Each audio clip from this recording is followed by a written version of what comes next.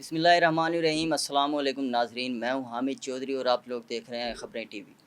ناظرین، ملک کی سیاسی صورتحال جو ہے وہ اس وقت کشیدگی کا شکار ہے اور ملک میں آئین اور قانونی طور پہ جو ہے وہ ایک جنگ جاری ہے ملک میں، اور عدلیہ اور آئین پر جو ہے وہ ایک بڑی سیاسی جماعت جو ہے P T I, Pakistan Tehreek Insaf کی جانب سے جو ہے وہ ایک عدم اعتماد کا اظہار کیا جاتا ہے، اور وقتاً فوقتاً جو ہے ہم ان کو دیکھتے ہیں کہ وہ احتجاج کرتے ہیں، اور ڈی چوک اور کبھی شارع دستور جو ہے وہاں پر وہ کارکنان اور رہنما جو ہیں پی ٹی آئی کے وہ موجود ہوتے ہیں۔ جیسا کہ آپ جانتے ہیں، بانی P T I Imran Khan جو ہیں وہ اس وقت مختلف مقدمات کی زد میں ہیں، اور اسی اس میں جو ہیں وہ پابند سلاسل ہیں۔ ان کی جو وہ وائف ہیں بشرا بی بی، وہ بھی اس وقت پابند سلاسل ہیں۔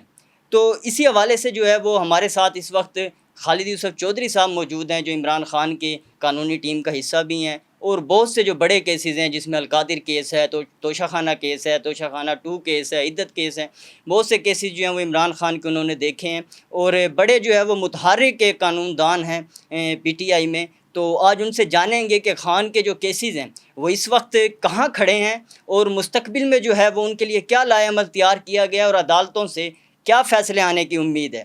اسی سلسلے میں جو ہے وہ خالد یوسف چودھری صاحب کی طرف چلتے ہیں۔ السلام علیکم چودھری صاحب۔ جی وعلیکم السلام۔ بہت شکریہ وقت دینے کا۔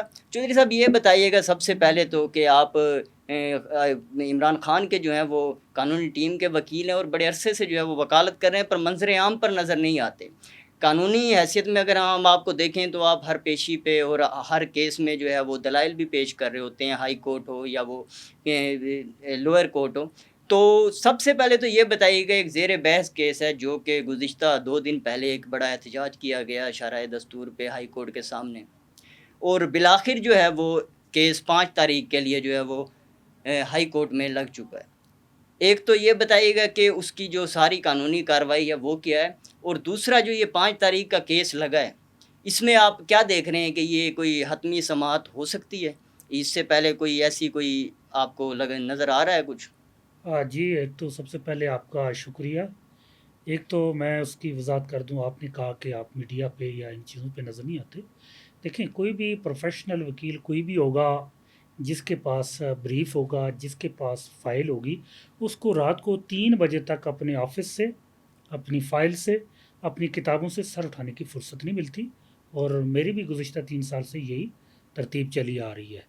اب عمران خان کے مقدمات جس طرح 2023 سے شروع ہیں، جو سب سے پہلا توشہ خانہ کا ایک کیس تھا، توشہ خانہ الیکشن کمیشن کا ایک استغاثہ تھا، جس میں الیکشن کمیشن نے عمران خان کے اوپر ایک فوجداری استغاثہ دائر کیا، اور پھر جس میں عمران خان کو سزا سنا کے سب سے پہلے قید ہوئی، اور اس میں ایک بڑی لمبی کہانی ہے، چونکہ میں اس کے ایک ایک پل کا، ایک ایک لمحے کا، ایک ایک ہونے والے ایونٹ کا چشم دید گواہ ہوں، اور میں اس میں آخری وکیل تھا عمران خان کی گرفتاری سے پہلے، جو ان کی طرف سے پاکستان میں کسی بھی عدالت کے اندر بطور وکیل پیش ہوا تھا، اور پھر اس کے بعد جس طرح ان کو سزا سنائی گئی یک طرفہ طور پہ، اور 30 منٹ کے اندر 35 صفحے کا فیصلہ لکھ کے جاری کر دیا گیا۔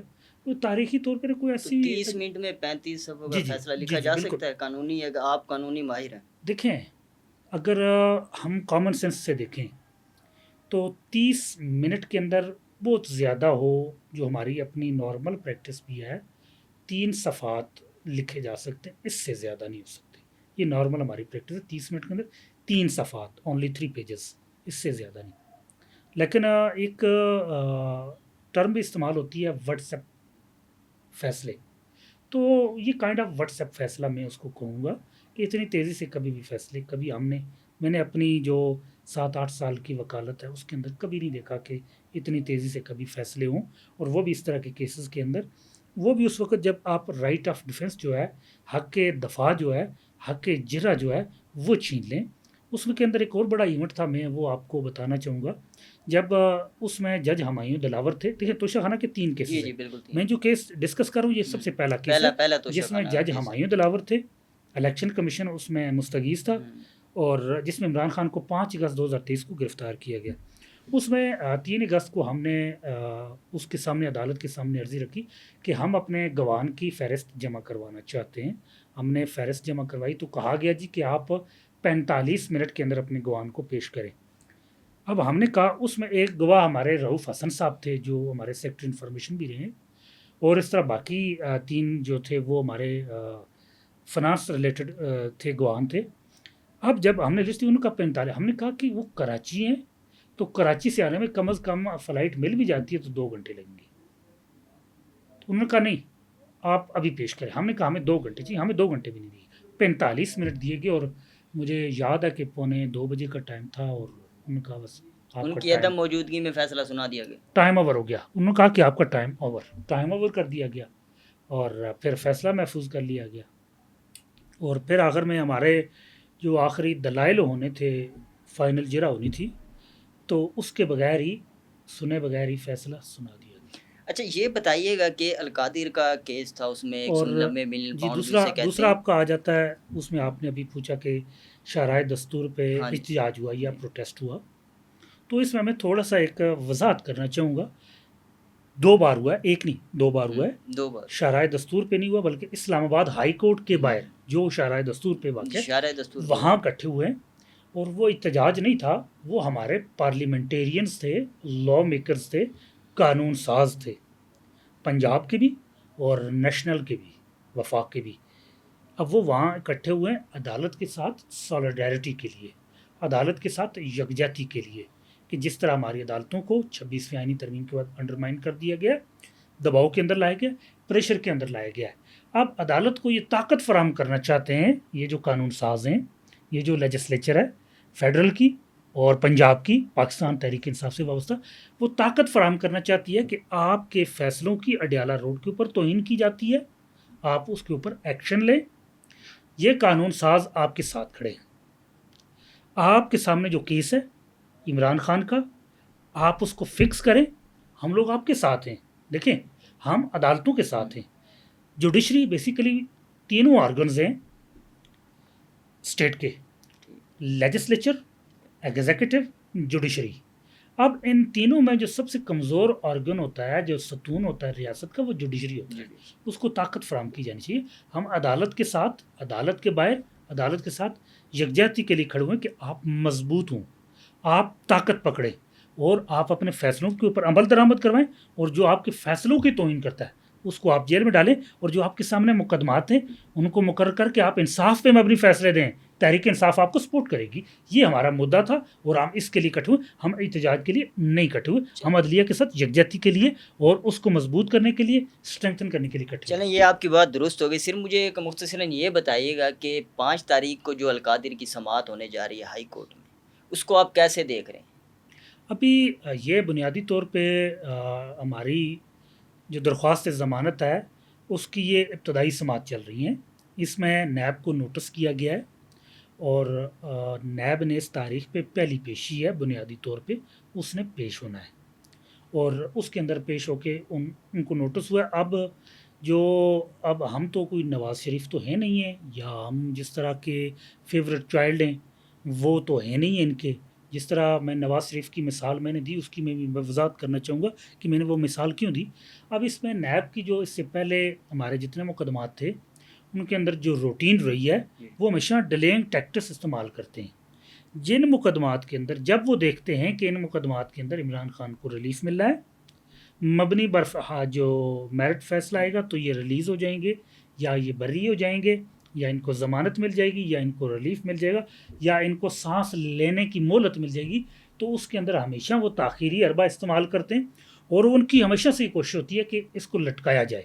اب چونکہ دیکھیں عمران خان جیل کے اندر ہیں، ان کی اہلیہ جیل کے اندر ہے، تو ان کی یہ کوشش رہی ہے اس سے پہلے بھی کہ اس کو لنگر آن کیا جائے، اس کو یہ لٹکایا جائے۔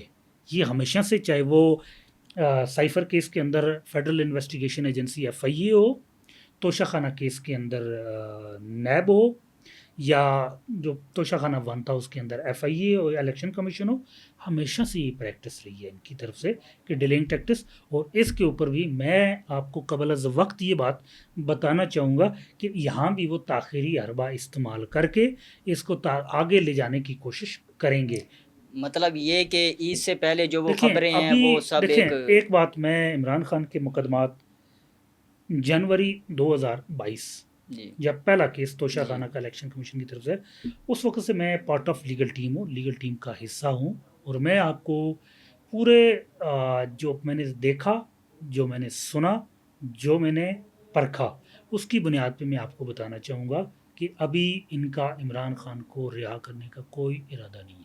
مطلب وہ جو ایک خبریں دی جا رہی تھی وہ ایک وہ غلط تاثر پھیلایا جائے۔ وہ دیکھیں، اچھا یہ ویسے غلط اس میں تاثر میں ہے۔ ایک آپ کی بات تھوڑی سی دیکھیں وہ کروں گا کہ علی امین نے ایک پیرول پہ رہائی کی درخواست دی تھی، آپ ایک تو اس درخواست کو کیسے دیتے ہیں؟ کیونکہ اس کے بعد آپ نے ہائی کورٹ سے بھی ایک پیغام جاری کیا تھا کہ یہ درخواست شاید وہ آپ نے کہا تھا کہ صحیح دی نہیں گئی یا قانونی بنیادوں پہ نہیں دی گئی، تو اس کا ذرا مجھے تھوڑا سا نہیں، بتائیے اس گا کہ میں نے یہ بات کہیں بھی نہیں کہی کہ وہ صحیح بنیادوں پہ، یہ تو ویسے کرٹکس آتی رہتی ہیں، ہاں کیونکہ عمومی طور پہ اب پٹیشنز ہوتی ہیں اور اعتراضات عائد ہوتے ہیں یا کوئی نہ کوئی اس حوالے سے میرا کوئی بھی نہیں ہے۔ میرا اس حوالے سے جو ویڈیو پیغام تھا وہ تھا، میں اس پہ بھی آ جاتا ہوں۔ پہلے میں پیرول کی اپلیکیشن پہ آؤں، جو وزیر اعلیٰ خیبر پختونخوا علی امین خان گنڈا پور نے جو ایک پیرول کی اپلیکیشن دی، دیکھیں اس وقت حالات یہ تھے کہ پاکستان کے ہندوستان کے ساتھ جنگ چل رہی تھی، ہندوستان پاکستان کے اندر یہاں ان کے میزائل آ کے گر رہے تھے اور ڈرون گر رہے تھے، تو اس وقت یہ ضرورت تھی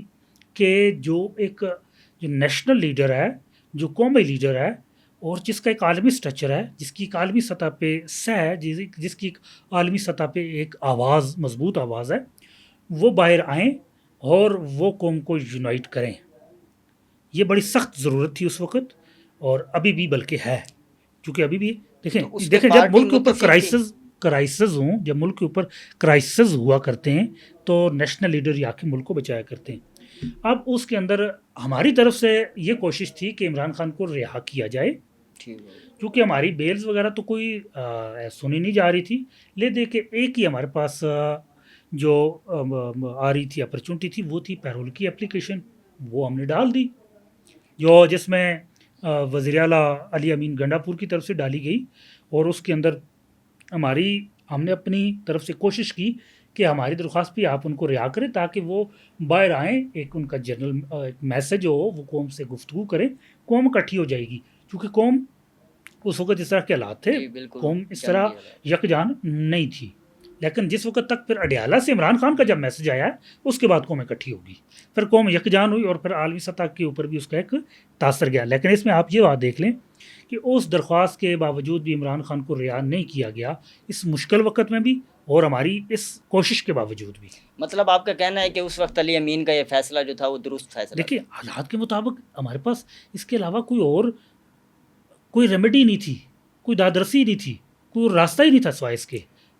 خان کی جو بہنیں ہیں، علیمہ خان ہیں اور نورین خان صاحبہ ہیں، اور ان کو ہم نے اکثر ہی دیکھا ہے کہ وہ کبھی ان کے اڈیالہ ملاقات نہیں ہو پاتی، کبھی وہ ہائی کورٹ کے باہر بیٹھی ہوتی ہیں، تو آپ کیا سمجھتے ہیں ایک خاندانی جو ان کی وہ بہنیں ہیں، ان کے خاندان کا حصہ ہیں، تو قانون اس پہ کیا کہتا ہے کہ ان کے لیے بھی کوئی اس طریقے کی ریسٹرکشنز ہونی چاہیے؟ دیکھیں، کسی قیدی سے ملاقات کے لیے جو جیل کے اندر قید ہو، پاکستان پریزن رولز کہا جاتا ہے، اور جیل کا اپنا ضابطہ بنا ہوتا ہے جس کو جیل مینول کہا جاتا ہے۔ ہفتے کے اندر 2 ملاقاتیں الاؤ ہوتی ہیں، 2 بار ملاقاتیں۔ جو قانونی لینگویج ہے اس کے اندر اس کو انٹرویو کہا جاتا ہے، ہم اپنے سادہ الفاظ میں عام فہم آدمی کے لیے جو لفظ استعمال کرتے ہیں وہ میٹنگ یا ملاقات کا لفظ ہوتا ہے۔ ٹوائس اے ویک جو ہے نا، وہ انٹرویوز الاؤڈ ہوتا ہے ایک پریزنر کو اپنی فیملی سے، اپنے لائر سے ملنے کے لیے۔ لیکن اب یہاں بھی یہ قربانی دی گئی ہے کہ ویک میں ایک فیملی میٹنگ ہے اور ایک لائرز کے لیے جمعرات کو، اور منگل کے دن فیملی کے لیے، اس کے اندر بھی وہ الاؤ نہیں کرتے اور اس کے اندر ملنے نہیں دیا جاتا۔ جب ہم اندر جاتے ہیں، ہم سے پینسل لے لی جاتی ہے، ہم سے کاغذ لے لیا جاتا ہے، ایون ہمارے جیب کے اندر کوئی بھی چیز ہو وہ نکال لی جاتی ہے، باہر جمع کر لی جاتی ہے۔ تو جو خان پیغام دیتے ہیں وہ منوان پھر باہر آ جاتا ہے جب آپ لوگوں کے پاس لکھنے کے لیے جو کچھ خان صاحب نہیں کا ہے میسج ہے، تو وہ کون اس کو اتنا زیادہ دیکھیں ریڈ کرے؟ خان صاحب کا جو بھی میسج ہے، وہ جو ٹویٹ آتا ہے ان کا، وہ منوان اسی طرح تھا، اس میں کوئی بھی اوپر نیچے کوئی بات نہیں ہوتی، کوئی رد و بدل اس میں یعنی نہیں کوئی ہوتی، رد و بدل کیونکہ نہیں ہوتی۔ مختلف جو لوگ ہیں ان کی جانب سے عمومی طور پہ تاثر دیا جاتا ہے کہ یہ جو ٹویٹس ہیں یہ منوان وہ نہیں ہوتے جو عمران خان کی جانب سے دیے جاتے ٹویٹس ہیں۔ منوان ہوتے ہیں۔ دیکھیں، اب جب خان صاحب گفتگو کر رہے ہوتے ہیں اس وقت 1 درجن سے زیادہ لوگ سننے والے ہوتے ہیں وہاں، 1 درجن سے بالکل زیادہ. اس میں میڈیا کے لوگ بھی ہوتے ہیں، وہ بھی سن رہے ہوتے ہیں. ٹھیک ہے. فیملی کے 6-7 لوگ ہوتے ہیں. کچھ خان صاحب کی فیملی ہوتی ہے، کوئی بی بی صاحبہ کی ہاں فیملی ہوتی ہے، وہ ہوتے ہیں 6-7-8 وکلاء ہم موجود ہوتے ہیں. تو ہم سارے اتنی 1 درجن سے زیادہ لوگ ہوتے ہیں، وہ ہم پراپر سن رہے ہوتے ہیں. پھر ہم اپنی جتنے بھی لوگ ہوتے ہیں وہ اس کو لفظ بہ لفظ یاد کر لیتے ہیں جتنے بھی ہوتے ہیں. اور ہم نے آج تک اس کے اندر کوئی رد و بدل نہیں دیکھا. وہ ہوتا ہے وہ میسج. اچھا، ایک مختصراً مجھے ایک سوال کا جواب. ابھی کچھ دیر پہلے جو ہے وہ ایک بریکنگ نیوز آئی ہے ATC کورٹ سے. MNA ہیں چترال سے عبداللطیف، اور ان کے ساتھ جو ہے تقریباً غالباً 13 کے 14 کارکنان ہیں.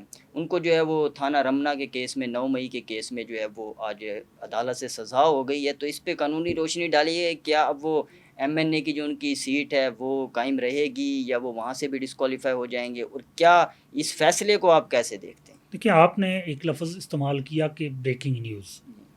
میں اسے بریکنگ نیوز نہیں کہوں گا، میں اسے کہوں گا یہ شاکنگ نیوز ہے. اور یہ شاکنگ نیوز اس لیے ہے کہ یہ سپریم کورٹ کے اپنے ہی فیصلوں کی خلاف ورزی کے اندر ہے.